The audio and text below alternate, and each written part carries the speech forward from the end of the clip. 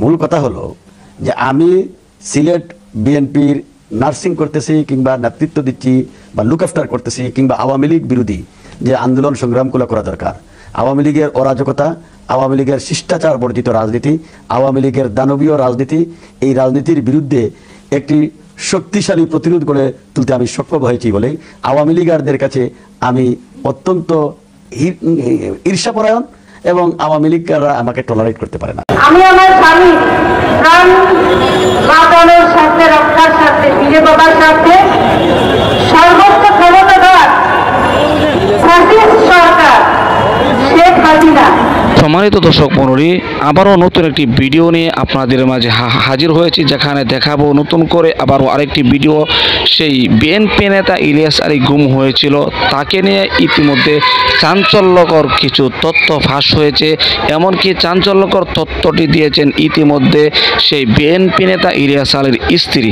বিস্তারিত তথ্য আপনাদেরকে ভিডিওতে দেখাবো, যা থেকে আপনি রীতিমতো অবাক হয়ে যাবেন। প্রিয় দর্শক, এই জন্য গুরুত্বপূর্ণ ভিডিওটি না টেনে ধৈর্য সহকারে শেষ পর্যন্ত দেখবেন। চ্যানেলে নতুন দর্শক হলে অবশ্যই চ্যানেলটিকে সাবস্ক্রাইব করে পাশে থাকা বেল বাটনটি অন করে দিবেন। প্রিয় দর্শক, কথা না বাড়িয়ে ভিডিওতে একটি লাইক দিয়ে দেখতে থাকুন সম্পূর্ণ ভিডিওটি। আমি আমার স্বামী প্রাণ বাঁচানোর স্বার্থে, রক্ষার স্বার্থে, ফিরে পাবার স্বার্থে সর্বোচ্চ ক্ষমতাধর ফ্যাসিস্ট সরকার শেখ হাসিনা, তার সঙ্গে দেখা করেছিলাম আমার সন্তানদের নিয়ে। উনি আমাকে আশ্বস্ত করেছিলেন, কিন্তু সেটি শুধু ছিল ওনার অভিনয়, নাটক। কেটে গেছে পরবর্তীতে আরো 12 বছর, কিন্তু প্রতি বছরই আমরা এই ধরনের গুম দিবস এবং গুম নিয়ে অনেকবার অনেক কথা বলেছি। বিচার চাইতে পারিনি, আমাদের স্বজনদের ফিরে আসার দাবিটাও জানাতে পারিনি। কারণ কার কাছে জানাবো? যে সরকার, যারা এই গুমের সাথে জড়িত, যারা এই গুমগুলোকে নিজেরা সৃষ্টি করেছে, এই গুমের সংস্কৃতি, তাদের কাছে বিচার দেওয়ার কোনো অর্থ নাই। আমরা অপেক্ষা করেছিলাম এই দিনটির জন্য, যেদিন এই হাসিনা মুক্ত, এই স্বৈরাচার মুক্ত একটি বাংলাদেশ আমরা দেখতে পাবো। গত 5ই আগস্ট, 5ই জুলাই আমাদের এই স্বৈরাচার মুক্ত হয়েছে ছাত্র জনতা সংগ্রামের মধ্য দিয়ে। আমরা একটি স্বাধীন রাষ্ট্র পেয়েছি, আমরা স্বাধীনতা পেয়েছি। কিন্তু এই স্বাধীনতার যে আনন্দ, সেই আনন্দটা আমরা অন্য সবার মতো উপভোগ করতে পারিনি যারা আমরা এই গুম করিনি। কারণ আমাদের স্বজনরা এখনো ফিরে আসেনি। বাংলাদেশে গুমের কোনো আইন নাই। বাংলাদেশ গুম সম্পর্কে বিগত যে পতিত সরকার, পলাতক হাসিনা সরকারে গুমের কোনো অস্তিত্ব উনি স্বীকারই করতে চান নাই। গুম একটি আন্তর্জাতিক শব্দ এবং আন্তর্জাতিক আইনে এর শাস্তির বিধান রয়েছে। বাংলাদেশে গুমের কোনো আইন নাই। সম্প্রতি যে পরিবর্তনের অঙ্গীকার নিয়ে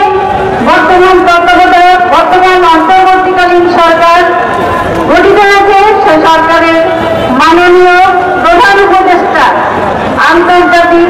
গুমের যে আন্তর্জাতিক সনদে স্বাক্ষর করেছেন, বাংলাদেশের সদস্য হিসেবে অন্তর্ভুক্ত হয়েছে। একটি কমিশন গঠন করেছে। আমাদের প্রত্যাশা, আমরা কিন্তু অনেক দিন পার হয়ে গেছি, এর মধ্যে কিন্তু আমরা 10-15-20 দিন পার হয়ে গেছি, কিন্তু আমাদের স্বজনরা কিন্তু কেউ ফিরে আসে নাই। তাদের কারোর কোনো অবস্থান সম্পর্কে আমরা জানতে পারিনি। মূল কথা হলো যে আমি সিলেট বিএনপির নার্সিং করতেছি কিংবা নেতৃত্ব দিচ্ছি বা লুক আফটার করতেছি কিংবা আওয়ামী লীগ বিরোধী যে আন্দোলন সংগ্রামগুলো করা দরকার, আওয়ামী লীগের অরাজকতা, আওয়ামী লীগের শিষ্টাচার বর্জিত রাজনীতি, আওয়ামী লীগের দানবীয় রাজনীতি, এই রাজনীতির বিরুদ্ধে একটি শক্তিশালী প্রতিরোধ গড়ে তুলতে আমি সক্ষম হয়েছি বলেই আওয়ামী লীগারদের কাছে আমি অত্যন্ত ঈর্ষাপরায়ণ এবং আওয়ামী লীগরা আমাকে টলারেট করতে পারে না। ট্রানজিট এই কথাটা India to Bangladesh, Bangladesh to India, এটাকে ট্রানজিট বলে না। ট্রানজিটের যে ঐতিহাসিক ফর্মুলা, যে দলিল, সেটা শুধু টার্কি থেকে শুরু করে turkey, Iran, Afghanistan, Pakistan, India, Bangladesh, Myanmar, চীন, ভুটান, নেপাল, এই সমস্ত রাষ্ট্রের মধ্যে এটি রোড কমিউনিকেশনের যে ব্যবস্থা, যে চিন্তাধারা, যে চিন্তা চেতনা ছিল, যে আন্তর্জাতিক একটি চুক্তি ছিল বা প্রস্তাব ছিল, সেটা হলো ট্রানজিট। আর এখন Bangladesh, India to Bangladesh, Bangladesh to India, এই যে ট্রানজিট, এটাকে ট্রানজিট বলা যায় না, এটা একটি করিডোর। এটা স্রেফ বাংলাদেশের উপর দিয়ে ভারতীয়দের রাস্তা তৈরি করে দেওয়া হচ্ছে। কেন বাংলাদেশের উপর দিয়ে ভারত এই রাস্তা চায়? তারা এই কারণে চায়,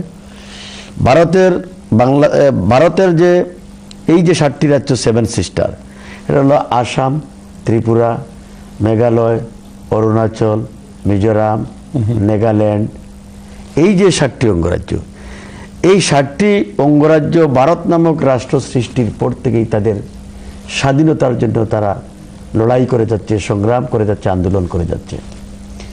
এবং এই স্বাধীনতাকামী 7টি অঙ্গরাজ্যকে দাবিয়ে রাখার জন্য, দমিয়ে রাখার জন্য ভারত দিল্লি থেকে শাসন করতে, তাদের ফুয়েল পাঠাতে, তাদের ত্রাণ, তাদের সামগ্রী পাঠাতে, তাদের সোলজার পাঠাতে, তাদের আর্মস অ্যামিউনিশন পাঠাতে 3 দিনের মতো সময় লাগে, দিল্লি টু 7 সিস্টার। আর যদি ভারতের বেনাপুল বর্ডার দিয়ে বাংলাদেশ হয়ে, ঢাকা হয়ে, আগরতলা হয়ে ত্রিপুরায় ঢুকে যায়, অথবা সিলেট হয়ে আসাম ঢুকে যায়, তাহলে তাদের 10 ঘন্টার মধ্যেই পশ্চিমবঙ্গ থেকে এখানে চলে আসতে পারে। এই কারণেই তাদের ট্রানজিটের প্রয়োজন, তাদের রাস্তার প্রয়োজন, করিডোরের প্রয়োজন। প্রথমত করিডোরের প্রয়োজন, যে তাদের এই 7 সিস্টার স্বাধীনতাকামী এই 7 সিস্টারকে দাবিয়ে রাখা। দ্বিতীয়ত হলো যে বাংলাদেশের উপর দিয়ে যদি এই রাস্তাটা তৈরি হয়ে যায়, তাহলে পার্মানেন্টলি, চিরস্থায়ীভাবে বাংলাদেশ তাদের দাসত্বের শৃঙ্খলে বন্দী হয়ে গেল এবং বাংলাদেশটা একটা অকার্যকর রাষ্ট্র, একটি সিকিমের মতো, ভুটানের মতো একটি রাষ্ট্রে রূপান্তরিত হলো। প্রিয় দর্শক, আশা করি সম্পূর্ণ ভিডিওটি দেখলেন। ভিডিও দেখে অবশ্যই বুঝতে পেরেছেন একজন মানুষ কতটুকু জনপ্রিয় হলে মানুষের কাছে আজও পর্যন্ত তাকে নিয়ে আশায় বুক বাঁধতে পারে, তার ফ্যামিলি, তার পরিবার, এমনকি পুরা সেই বিএনপি দলটি কিন্তু তাকে এখনো পর্যন্ত চাচ্ছে, এমনকি সে আসবে, সে কোনো না কোনো সময় ফিরে আসবে, এই আশা এখনো পর্যন্ত বিএনপির প্রত্যেকটি সদস্য, প্রত্যেকটি নেতাকর্মী, এমনকি বিএনপি নেতা ইলিয়াস আলীর স্ত্রী, তার পরিবার, সবাই কিন্তু সে গুম হয়েছে, তাকে মেরে ফেলা হয়েছে, এই সমস্ত কথা শুনতেই পারে না। কারণ প্রিয়জনের দুঃসংবাদ কিন্তু কেউ কোনো সময় শুনতে চায় না, তার সুসংবাদে শুনতে চায়। তার এখনও মনে আশা আছে যে তার স্বামী করে কোনো না কোনো দিন ফিরে আসবে, এই আশা এখনও রাখছেন। প্রিয় দর্শক, বিএনপি নেতা ইলিয়াস আলী, এমনকি বর্তমান এই ভিডিওতে যে তার স্ত্রীর বক্তব্য আপনারা শুনেছেন, এই বিষয়ে আপনার কোনো মতামত থাকলে আপনার মূল্যবান মতামতগুলো কমেন্ট বক্সে জানিয়ে দিবেন, এমনকি এই ভিডিওটি শেয়ার করে সকলের মাঝে ছড়িয়ে দিবেন। প্রিয় দর্শক, আজকের মতো এখানে শেষ করছি। ভালো থাকুন, সুস্থ থাকুন, আবারও দেখা হচ্ছে পরবর্তী ভিডিওতে।